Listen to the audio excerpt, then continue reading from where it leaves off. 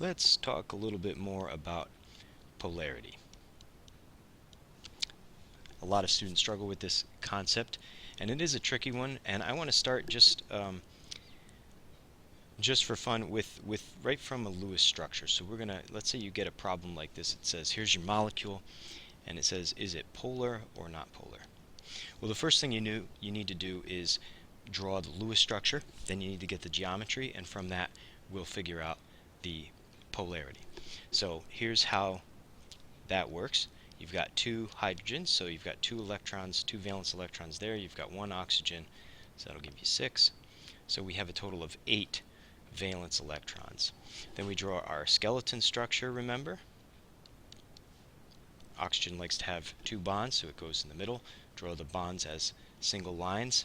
Now I'm going to take my 8, I'm going to subtract 4, that's because I have 2 bonds, times 2 electrons per bond. And that leaves me with 4. And now in the next step, I'm going to try to place the remaining electrons in pairs around the atoms to give everyone an octet except hydrogen, which only needs 2. So right now, everyone's happy. So there's my Lewis structure. Now let's use the Vsepr theory to predict the geometry of this molecule. Well, I've got 2 single bonds, and they're going to be repelling each other, but I've also got these unshared pairs which are in their own orbitals, and all 4 of these things are repelling each other. But lest you think this is going to be 90 degrees all the way around, remember that we are in 3 dimensions here. We have 3 dimensions, so what's actually going to happen is this thing is going to be a tetrahedron. Alright, with an unshared pair up here, unshared pair maybe over here, and then these will be the hydrogens. Now, because the unshared pairs are a little bit more repulsive than the hydrogens, we're going to get something that is a little bit smaller than the tetrahedral angle. It's going to be around 104.5 degrees between the hydrogens, and this is going to be bent. So that's our geometry. And these steps, you cannot skip these steps when you're figuring out whether a molecule is polar or not. You have to start with the Lewis structure, figure out the 3-dimensional geometry, and then you can move to polarity.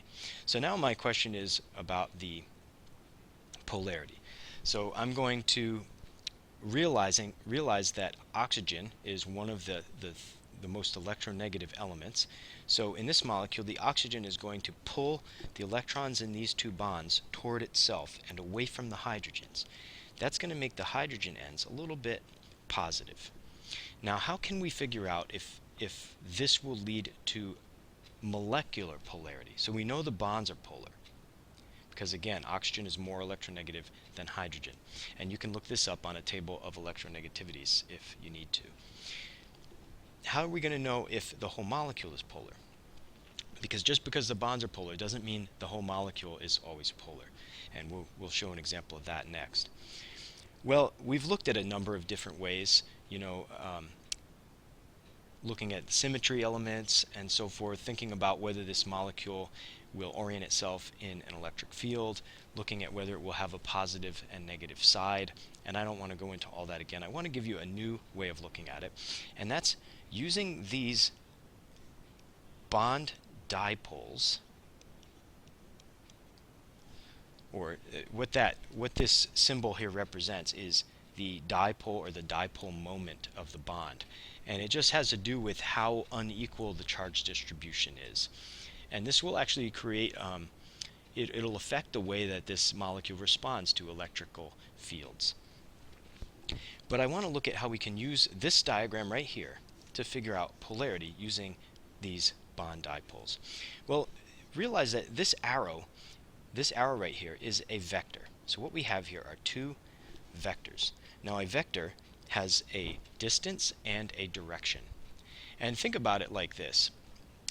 Each of these arrows represents a certain distance that you're moving and a direction that you're moving in. Now in this case, in the case of a molecule, they're not really distances, they're the magnitudes of forces, for example. But we can think about them as distances. Imagine this. Imagine you are going to go for a hike. Alright, so you've got your backpack on here, and you're going to go for a hike, and you're going to follow these directions that you've been given for where you're going to go. So maybe this one right here is you're going to go, say, 10 meters to the northeast. And then in this one right here, the next step, so maybe this is step 1. And then in step 2, you're going to go, say, 10 meters. And you're going to go this time, though, to the northwest. And that's step 2. So where are you going to end up? Well, we could figure this out because we can pull these two things out and we can just add them together. So you're going to go 10 meters to the northeast, and then you're going to go 10 meters to the northwest.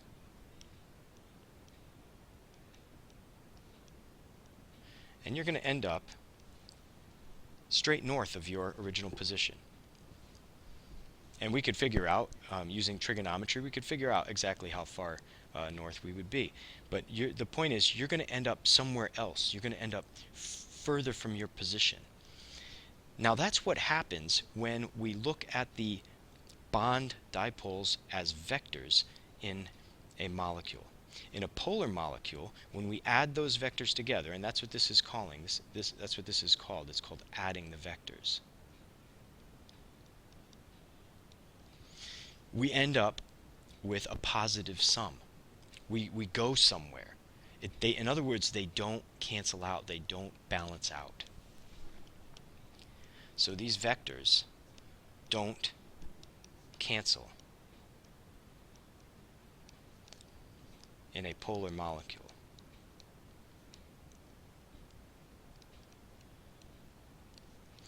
Now let's look at another example. Let's look at SO3. This is one that often confuses students. If I go through the process and I draw the Lewis structure for this, here's what the Lewis structure will look like.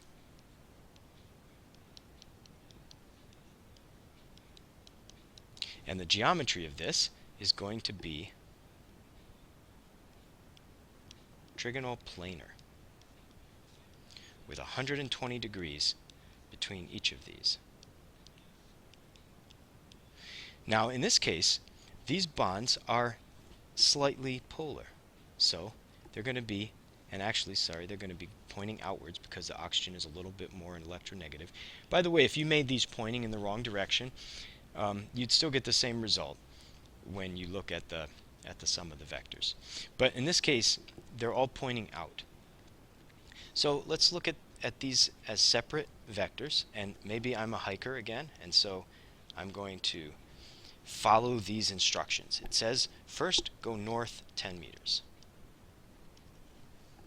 All right? And then the second instruction, so this is north, this is going to be, let's say, southeast, and this will be southwest. So first I'm going to go north 10 meters, and then it's telling me to go southeast 10 meters. And by the way, this isn't exactly southeast because this is 120 degrees here. So or is it? Let's see, it'd be 90 and 45. So no, it wouldn't be exact, but so this is going to be an estimate. Southeast 10 meters, and then the third thing, so this is step 1, this is step 2, and then step 3, we're going to go in this direction for 10 meters, and we're going to say approximately southwest. Okay, so let's follow those instructions. So then I'm the hiker, and I'm going to start going here. I'm going to go north. All right, that's step 1. Then I'm going to go this direction. That's step 2.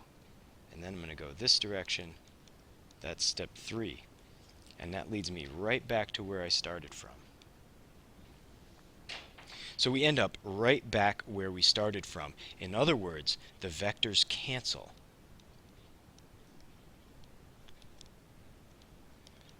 In nonpolar molecules.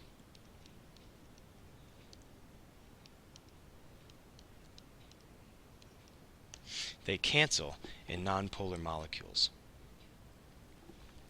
Now I want to show you just a website where you can kind of practice this sort of thing, and looking at polar and nonpolar molecules. That's where it is. So you want to go to this website here. It's called PhET, and it's a Java application. Unfortunately, you can't do this on the Chromebooks because they won't run Java, but I can run it on this computer. Okay, here we are. So what this does is it's got two atoms here in this case, and it's going to let me change the electronegativities on the atoms. So let's say I give atom B a lot of electronegativity. What this is showing me is the polarity of the bond. See the bond dipole. So watch how it grows in length. That is the magnitude of the difference in charge. Okay. You could think about it as how much force the B is going to be pulling on the electrons from A, the electron from A. Okay, so that's the bond dipole. All right, now we can show the partial charges here too. So because of this, B is going to make its end of the molecule have a partial negative charge. And we can show the electron density. This is showing you that the dark color over here is showing you that there's a greater density of electrons on the right-hand side of the molecule. And the potential we can show as well, so the negative side is going to be over here. Now watch what happens if I make these two atoms equal in polarity. Electron density is uniform throughout, and electrostatic potential, the whole thing is neutral. Now let's look at 3-atom molecules. If we make them all equal in electronegativity, then the bonds are not going to be polar. So I turned on the bond dipole here, and you can see they're not polar, and the molecule is not polar. But as soon as I make one of them more electronegative, like here I just took the central atom here, B, made it more electronegative, you can see that now we have polar bonds shown by the black vectors, and we have a polar molecule, which is this yellow right here is the sum of the two black ones. So just like we were looking at the hiking analogy, the yellow one is the sum of the two black ones, and you can see it is non-zero. So this is a polar molecule. Now watch what happens though when I change the geometry.